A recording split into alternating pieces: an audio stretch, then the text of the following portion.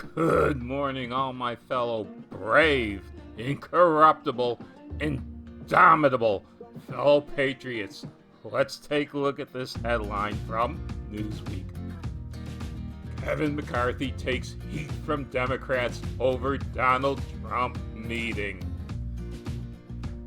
House Minority Leader Kevin McCarthy, a Republican from California. Well, he was forged in the hottest fires of hell, California. So I'm pretty sure that he can take the heat from Democrats. Has drawn criticism from Democratic lawmakers over his Florida meeting with Donald Trump, in which they discussed the former president backing GOP candidates in 2022. Well, there you have it. It shows why they're really mad at the good representative from California. They're afraid that President Donald Trump will endorse candidates and flip the House and possibly the Senate in 2 more years. That means Beijing Biden only has 2 years to accomplish what he wants in the United States. He's not going to be able to do everything he wants in just 2 years. So, of course, the Democrats are mad and trying to apply heat to this House Minority Leader from California. But when you've been forged through the fires of hell, like this man has, the little bit of heat that the Democrats could throw on him, well, I'm sure he's not going to wither away from it. Let's go on a little more with the story. McCarthy said in a statement following the meeting, "A united conservative movement will strengthen the bonds of our citizens and uphold the freedoms our country was founded on."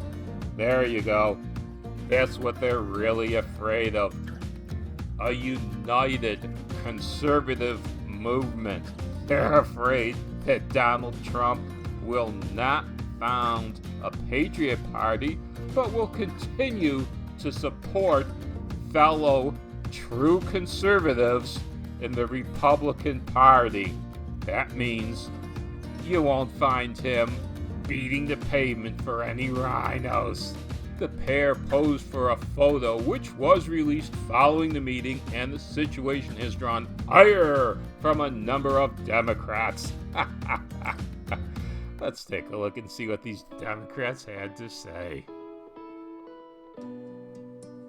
"I see begging the loser insurrectionists to help them not lose again in 2022 is the strategy the GOP is going with," Representative Ilhan Omar, a Democrat from Minnesota, wrote.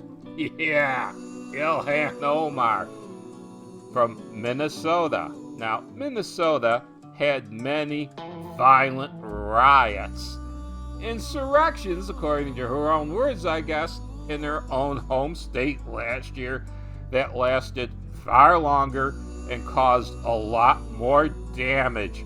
But Ilhan Omar won't say what happened in her home state as an insurrection. She won't even call them riots. I think you'd even find it hard to get her to admit to saying they were mostly peaceful protests. It gets even better. Representative Catherine Clark from Old Mass also shared the image and wrote, "Less than a month ago, America was attacked by a violent, seditious mob. We lost 3 police officers. Dozens more are injured." Wait a minute. Hold on, Cathy? Catherine? Kathy? Whatever. Hold on. Unless I've gone as batty as Beijing Biden, there were 5 deaths at the Capitol, and only 1 was a police officer. Could I be misremembering? Let me check the news again. From The Guardian, Here's the headline. Capitol attack, the 5 people who died. Officer Brian Sicknick, 42, was reportedly struck in the head during Wednesday's riot, while 4 Trump supporters also died. Yep, I remembered correctly. Only 1 police officer died during the riot, and 4 rioters died. So where does good old Katie get that 3 officers died? She must be listening to some fake news, right? So let's go and find out. This is from Politico. 2nd police officer died by suicide following Capitol attack. We honor the service and sacrifices of officers Brian Sicknick, the officer that actually died during the riots, Howard Liebengood, and Jeffrey Smith, 2 officers who committed suicide, said the acting D.C. police chief. There you have it.